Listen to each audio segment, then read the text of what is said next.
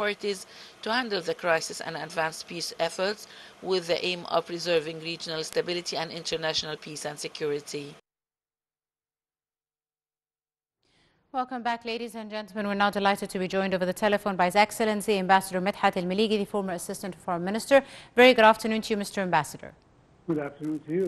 Thank you very much, Your Excellency, for joining us this afternoon. And let me start by asking you, how do you see the Egyptian position on the displacement of the Palestinians? Egypt has been very clear in this regard, yet still, there are rumors that Egypt is being exposed to.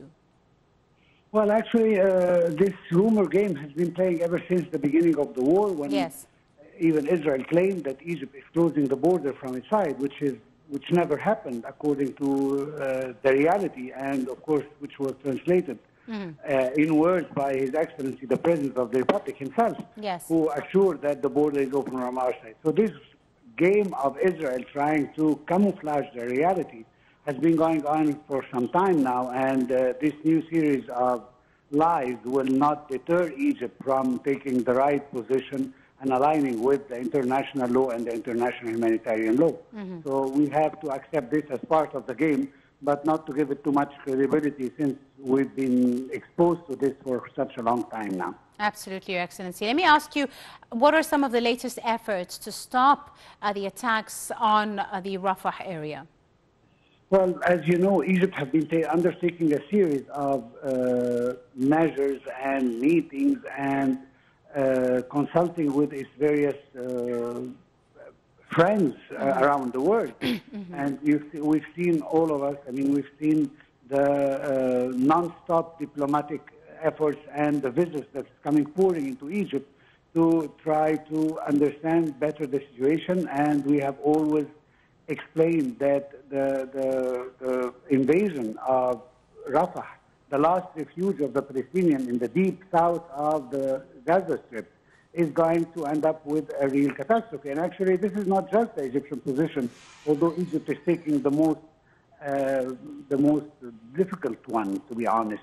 Compared to other European and Western allies who are also afraid of the repercussions of such an invasion of Rafah.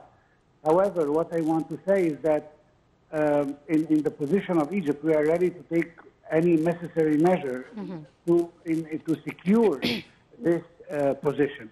When it comes actually to the real allies of the Israel, such as the United States and most of NATO countries, we are going to find just moral support of the same position. And this is what always gives us a mixed message or a confusing message, because actually they are all in favor of a Palestinian state and in a certain way to a ceasefire or a long truce. But actually the real position does not reflect the words that have been said by the leaders. What did you really do about this situation to deter Israel from continuing this? Is there any serious threat about cutting the supplies of arms or the diplomatic relation, that there can be a rupture in it, or anything of the sort that will show Israel that even their supporters are not just contemplating words and not serious acts? So unfortunately, this soft position, let's call it, is encouraging Israel to continue on the path that it has taken from the beginning, which is the total destruction of the Gaza Strip and the dismantling of Hamas. And no matter how many lives this is going to cost, Israel is not afraid to pay the price of those tens of thousands of Palestinians who are killed, most of them women and children. This does not bother Israel in the least, but the most important thing is to achieve the goal that it has always promised itself to do it, which is the destruction of Gaza and Hamas. Absolutely.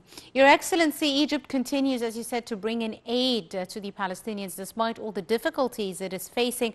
What do you see as some of the most important roles that Egypt has played in this regard, bringing in aid to the Palestinians? Well, as we all know, and this we don't need to repeat, this Rafah border has two doors, one for entry, another one from the other side. So in order to do so, the other side has to open the door as well.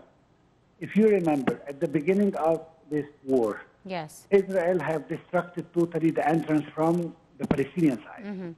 And Egypt took on itself the trouble to repair this in order to allow the trucks that entered the first time. And so Egypt from its side, I mean, first of all, we all know, and this has been published on several media, that Egypt is undertaking over 80% of the humanitarian aid that is prepared to get into Gaza is presented by the Egyptian government and the Egyptian people. And 20% is from the rest of the world. And this is the point. We have our trucks ready, and we just want the other side to open the door to let us in.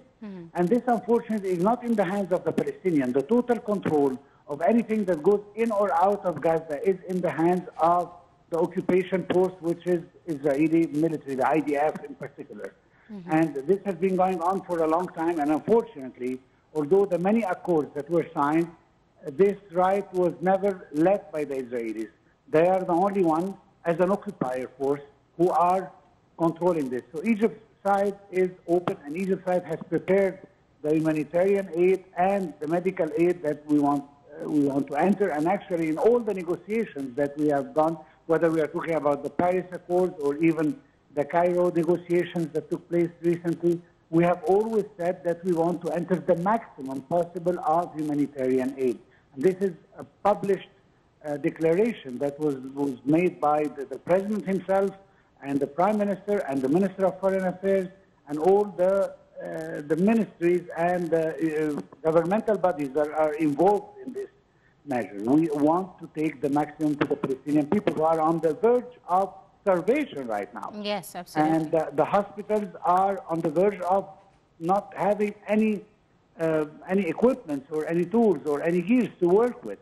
So unfortunately, the situation is really catastrophic. It's not just media talk, as we can call it. No, it's a serious threat, and we can just revise the number of humanitarian aid that Egypt managed to enter to the strip of Gaza, and the number of people, and you can do the math and understand that the situation is really critical right now. Absolutely. And the invasion of Rafah, which is, as I said, the last point in the extreme southern part of Gaza, this is going to cause a catastrophe because we are talking about thousands of people who are going to lose their lives to add to the other thousands that already were lost before.